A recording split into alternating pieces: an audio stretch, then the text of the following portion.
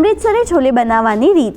સૌપ્રથમ કાબુલી ચણા બાફવા માટે એક કોટનના કપડામાં સૂકું લાલ મરચું, તમાલપત્ર, એલચો, તજ, લવિંગ, મરી અને ચાની ભૂકી લઈ મસાલા પોટલી બનાવી લો। પછી કુકરમાં પલાળેલા કાબુલી ચણા, પાણી, મીઠું, લસણ, આદુ અને તૈયાર કરેલી મસાલા પોટલી મૂકી ઢાંકીને ધીમા ગેસ પર 5 વિસલ વાગે ત્યાં સુધી કૂક કરી લો।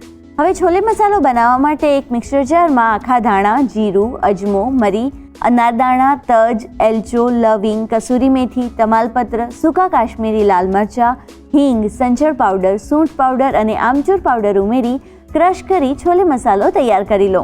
હવે છોલે મસાલો વઘારવા માટે સૌથી પહેલા ખાયણીમાં લસણ, આદુ અને લીલું મરચું લઈ વાટી લો। કડાઈમાં તેલ ગરમ કરી જીરું, હિંગ, લીલા મરચાંની કતરણ, આદુની કતરણ અને વાટેલા આદુ મરચાં લસણ લઈ સાંતળી લો। પછી તેમાં ડુંગળીને પણ સાંતળી તેમાં મીઠું, લાલ મરચું, હળદર, ધાણા જીરું અને તૈયાર કરેલો છોલે મસાલો ઉમેરી ટામેટાની પ્યોરી લઈ ટામેટાની કચાશ દૂર થાય ત્યાં સુધી કૂક કરી લો।